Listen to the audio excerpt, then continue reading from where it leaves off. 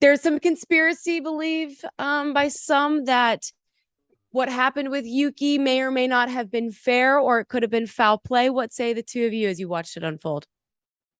As I watched it unfold, it did cross my mind, I'm not going to lie, because Yuki stopped on the side of the track, then continued going after being told by his team to continue going. So first you thought, here's the virtual safety car. When he stops on track the first time, that's going to give Max a victory. And really, it was just a sense of frustration because we were looking to have a really good battle between Lewis Hamilton and Max Verstappen for the first time since 2021. So we were so excited about that because the way the strategies were unfolding, Max was going to pit again, fall behind Lewis, but be on fresher tyres and need to attack him. And there was no real knowing which way that would go. It could have gone either way. It certainly would have been brilliant to watch. I mean, the amount of times we saw them go wheel to wheel last year, and it was just gold. So that's what we're hoping for. And that's what all of a sudden we thought, we've been deprived of that. But then Yuki started going again. So you thought, okay, well, no virtual safety car right now.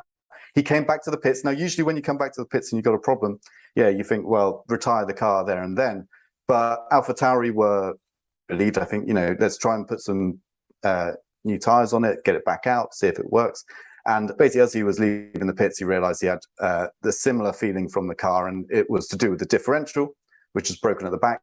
The FIA have confirmed that, so as long as you believe the FIA, I do on that, then he had to retire the car from that point, and he had to park it somewhere. And at Zandvoort, there aren't many places to park it. There was the thing with the seatbelts, because when he first parked it the first time around, he started to loosen his seatbelts because he thought he was going to get out of the car then. The team then told him to drive around, and they redid seatbelts. I don't think there's anything suspicious about that. And so once we had this full explanation, and really the reason the FIA investigated it was not because they thought there was some kind of foul play, but they did investigate it because of the seatbelt issue, because of course driving around a racetrack with your seatbelts loose in a Formula 1 car is not a very good idea, and he was reprimanded for that.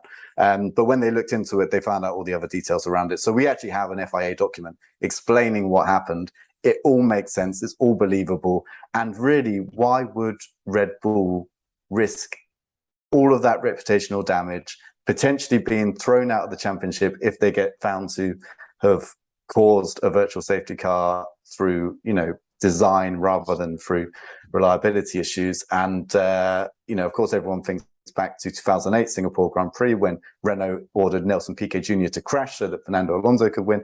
And of course, that stuff goes through your head because Formula 1 is immensely competitive, and there is precedent of it happening in the past. But in this instance, no, there was, a very good, very reasonable explanation, and it came out pretty soon after. So, I had a slight doubt in my mind initially. Oh, that's strange, and shame it's kind of ruined our race for us. But it was quickly put to bed, I think.